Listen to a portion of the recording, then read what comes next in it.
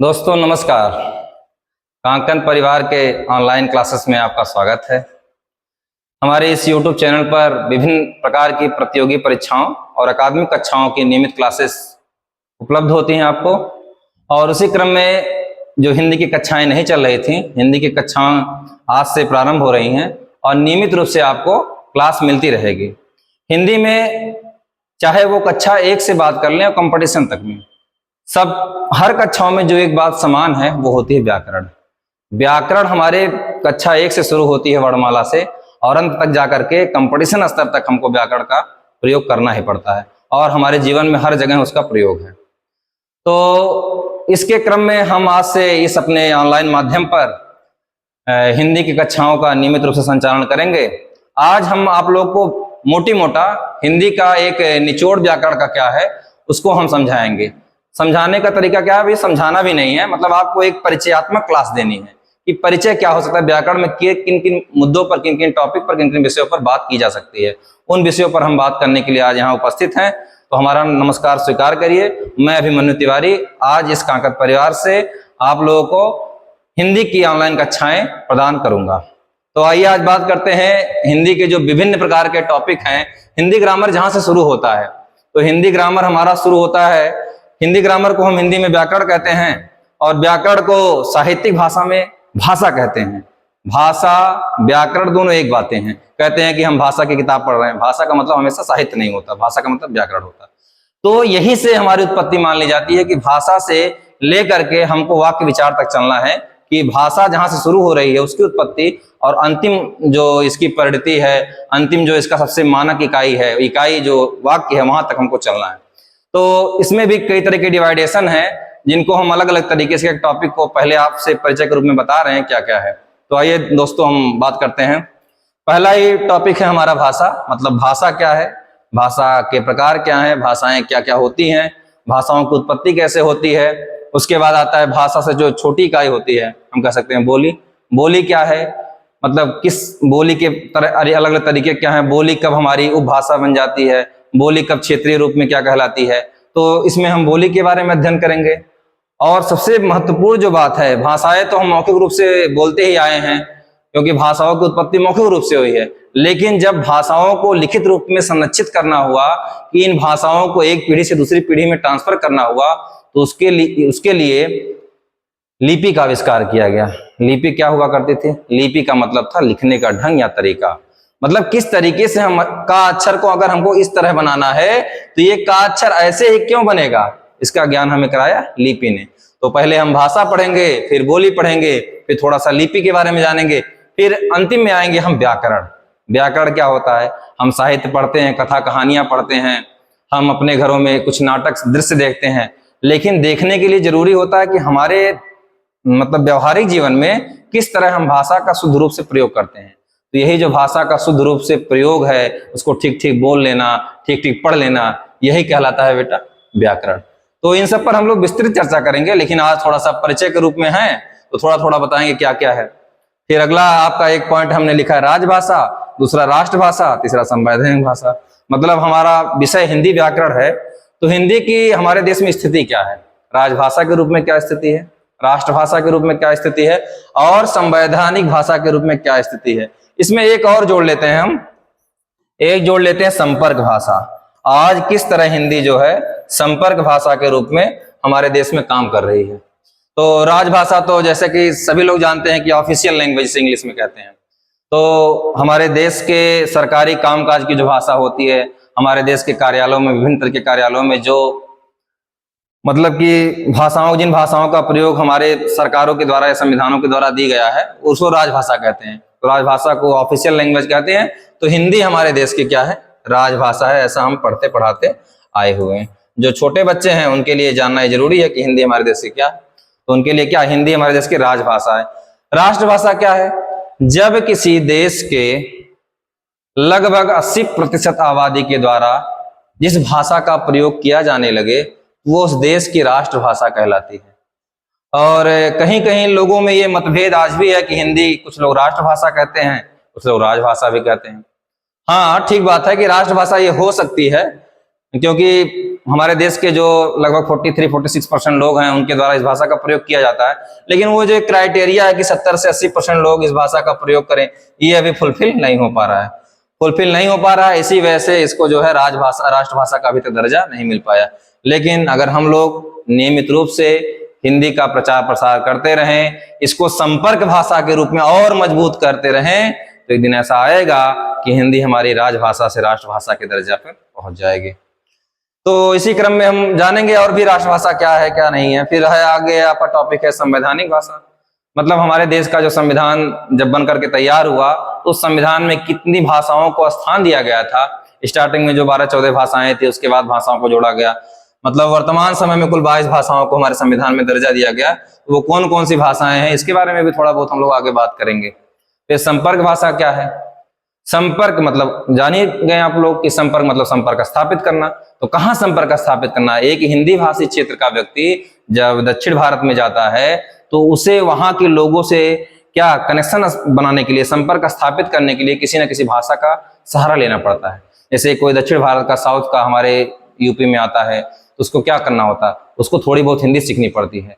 इसी वजह से अगर वो हिंदी सीख रहे हैं तो इसी वजह से ही सही हमारे हिंदी का कम से कम कुछ विकास हो। तो जिन भी भाषाओं के माध्यम से हम क्या करते हैं, संपर्क स्थापित करते हैं, जिन भी तरीकों से हम एक राज्य से दूसरे राज्य जाते हैं, भाषाभाषी जो अनेक तरीके के भाषाभाषी राज्य हैं, अलग अलग राज्यों की अलग अलग भाषाएं हैं, उन भाषाओं को जानने के लिए हम जाते हैं तो वहां की भाषा को थोड़ा बहुत जानकारी इकट्ठा करना चाहते हैं। मैथिली बिहार में जा रहे हैं तो मैथिली का, मान ली कन्नड़ भाषा हो गई, अपनी मैथिली हो गई, मगर इन सब भाषाओं को हम थोड़ा बहुत जानने की कोशिश करते हैं कि भाषाओं को इसलिए भी जान जाए कि वहां जब जाएं तो हमें कोई दिक्कत का सामना ना करना पड़े, कोई हमको ठग ना पाए, कोई हमको लूट ना पाए। तो इस तरीके से हिंदी अब संपर्क भाषा के रूप में भी काम कर रही है। यहां तक तो हम लोग हिंदी की स्थिति क्या है राजभाषा के रूप में, राष्ट्रभाषा के रूप में, संपर्क भाषा के रूप में, संवैधानिक भाषा के रूप में। उसके बाद इसी क्रम में जो पहला हम लोग जहां से व्याकरण पढ़ना शुरू करते हैं, पहला पॉइंट है व्याकरण। व्याकरण क्या होता है तो हम पहले बताते, व्याकरण को भाषा का नियम कहते हैं। क्या कहते हैं? भाषा का नियम। व्याकरण क्या है? नियम। और नियम शब्द ही अपने में नि मतलब होता है नियमित रूप से। नि मतलब नियमित रूप से, जो आपको ठीक ठाक तरीके से बोलना सिखा दे, पढ़ना सिखा दे, बोलना सिखा दे, वही व्याकरण होता है। व्याकरण की परिभाषा देते हुए जो भाषा विज्ञानियों ने बताया है, जिसके माध्यम से हमें ठीक ठीक बोलना आ जाए, ठीक ठीक पढ़ना आ जाए, ठीक ठीक लिखना आ जाए, वही व्याकरण कहलाता है। तो यहां तक हम लोग अब भाषा से चले थे और व्याकरण तक आ गए हैं। अब पूरे व्याकरण को 3 पार्ट में बांटा गया है।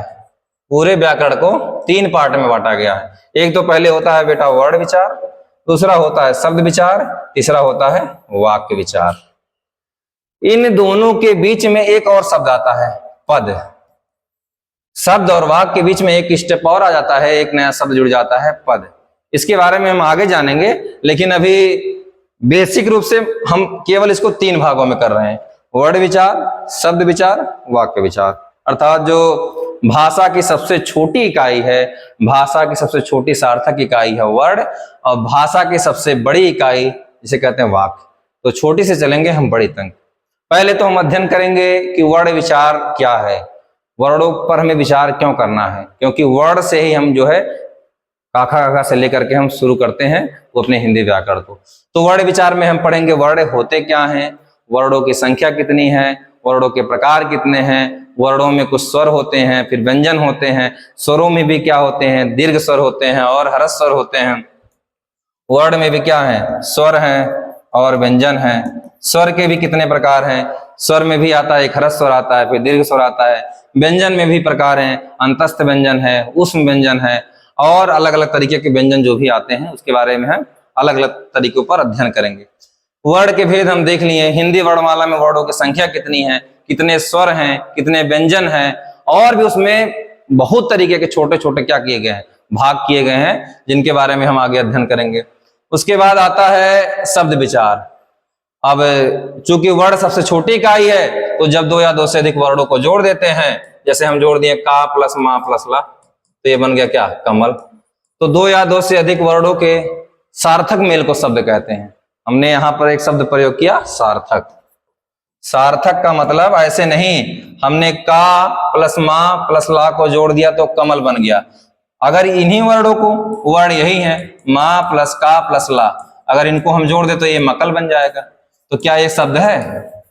बिल्कुल ये शब्द नहीं है, क्योंकि हमने अभी परिभाषा में पढ़ा दो या दो से अधिक वर्णों के सार्थक मेल को शब्द कहते हैं। अर्थात जो भी वर्णों के मिलने से शब्द बन रहा है उसका कुछ ना कुछ अर्थ निकलना चाहिए। अब हमने का प्लस माँ प्लस ला को जोड़ा तो कमल बना, हमें पहले से पता है कमल एक फूल होता है, इसका कुछ ना कुछ अर्थ निकल रहा है। लेकिन उन्हीं वर्णों को अगर हमने उल्टा जोड़ दिया माँ प्लस का प्लस ला मकल, तो मकल ऐसा कोई शब्द हिंदी साहित्य में है नहीं, या हिंदी भाषा में हम लोग अभी तक नहीं पढ़े, तो मतलब उसका कुछ ना कुछ अर्थ निकलना चाहिए। तो शब्द क्या है? तो दो या दो से अधिक वर्णों के सार्थक मेल को क्या कहते हैं बेटा? शब्द कहते हैं। अब हम शब्द विचार में क्या पढ़ेंगे? शब्द विचार में पढ़ेंगे शब्द हैं क्या, शब्द की क्या विशेषताएं हैं, शब्दों के प्रकार कितने हैं, कितने तरीके से शब्दों को बांटा गया है। ऐसे सभी लोग बहुत शुरुआत से पढ़ते आएंगे, बहुत तरह के शब्द, तद्भव शब्द, तत्सम शब्द, देशज शब्द, विदेशज शब्द, है ना, रूढ़ शब्द, यौगिक शब्द, योग रूढ़ शब्द, विकारी शब्द, अविकारी शब्द।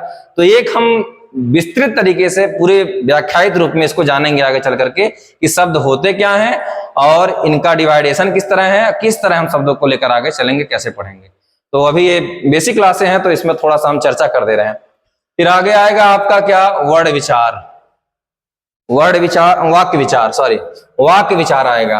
अब शब्द हम पढ़ लिए, चूंकि वर्णों के मिलने से शब्द की उत्पत्ति होती है, इसी तरह शब्दों के मिलने से, दो या दो से अधिक शब्दों के मिलने से जो अर्थपूर्ण पद प्राप्त होते हैं वो क्या कहलाते हैं? वाक्य कहलाते हैं। अब वाक्य में हम पढ़ेंगे वाक्य क्या है, वाक्य के अंग क्या है, वाक्य कौन कौन से घटक होते हैं, वाक्य कौन कौन से भेद होते हैं। तो ये सब बेसिक चीजें हमको जो है क्या पढ़ना है? व्याकरण में पढ़ना है। अब इन्हीं वाक्यों के बीच में आएंगे हमको वाक्य अलग अलग तरीके से भेद हैं, कुछ अर्थ के आधार पर है, रचना बनावट के आधार पर है, तो उसमें अलग अलग तरीके की जो चीजें हैं उसको हम आगे चल करके पढ़ेंगे। हमने अभी बात किया शब्द और वाक्य के बीच में एक टर्म आता है, कौन सा? जिसे हम कहते हैं पद। अब पद और शब्द में क्या अंतर है, यही हमको देखना। शब्द और पद क्या है? कोई भी जो दो या दो से अधिक वर्णों के मेल से चीज बनी है, जो भी चीजें बनी उसे हम शब्द कह दिए। शब्द अपने आप में स्वतंत्र होता है। शब्द क्या होता है? स्वतंत्र होता है। लेकिन पद क्या होते हैं? जब इन्हीं शब्दों का प्रयोग हम किसी वाक्य में कर देते हैं तो शब्द पद कहलाते हैं। जैसे यही कमल था, ये स्वतंत्र रूप से है तो ये शब्द के रूप में है, लेकिन जब हमने इसका प्रयोग किया कमल तालाब में खिल रहे हैं, कमल तालाब में खिल रहे हैं, तो ये बन गया हमारा यहाँ पर इस वाक्य में ये कमल जो है शब्द नहीं है, यहाँ पर एक पद है। इसी तरह हम ये पद से आपका परिचय कराने का मतलब है कि जब हम कंपटीशन में भी एक चैप्टर आता है पद परिचय, और जो बच्चे सीबीएसई में व्याकरण पढ़ते हैं सीबीएसई बोर्ड में, उनके बोर्ड एग्जाम में यूपी बोर्ड में 10th क्लास में भी एक चैप्टर है पद परिचय, और ये पद परिचय अपने आप में बहुत महत्वपूर्ण है। तो इस तरीके से हम जो है पद के बारे में भी जानेंगे, वाक्य के बारे में भी जानेंगे, वर्ण के बारे में भी जानेंगे, वाक्य के बारे में भी जानेंगे। ये पूरा मोटी मोटा हमारा व्याकरण का हिस्सा है। इसके अलावा भी जो कुछ व्याकरण में आता है उसमें पत्र लेखन है, और जो जो बच्चों की अकादमिक कक्षाएं चलती हैं जैसे 6 to लेकर के 10th या 12th तक में, उनमें कुछ और अलग अलग टॉपिक होते हैं, उनको भी हम धीरे धीरे प्रयास करेंगे कि अलग अलग टॉपिक के रूप में एक एक वीडियो बना करके डाल दिया जाए, ताकि सभी लोग का क्या हो, हित हो सके। बस इतना ही आज की क्लास में रहेगा कि आज हम लोगों ने क्या कर लिया कि जो बेसिक चीजें हैं, जो परिचय के रूप में है, पूरे व्याकरण का मोटी मोटा एक निचोड़ बता दिया। अलग अलग टॉपिक के रूप में, अलग अलग जो है पाठों के रूप में हम इसको पढ़ेंगे, बेहतर तरीके से पढ़ेंगे, और कितना बेसिक में जरूरत है, मतलब हमारे प्राइमरी लेवल पर या स्कूल लेवल पर कितना आवश्यक है और कंपटीशन लेवल पर कितना आवश्यक है, इनके बारे में हम विस्तृत तरीके से आगे अध्ययन करेंगे। आज के लिए इतना ही। नमस्कार।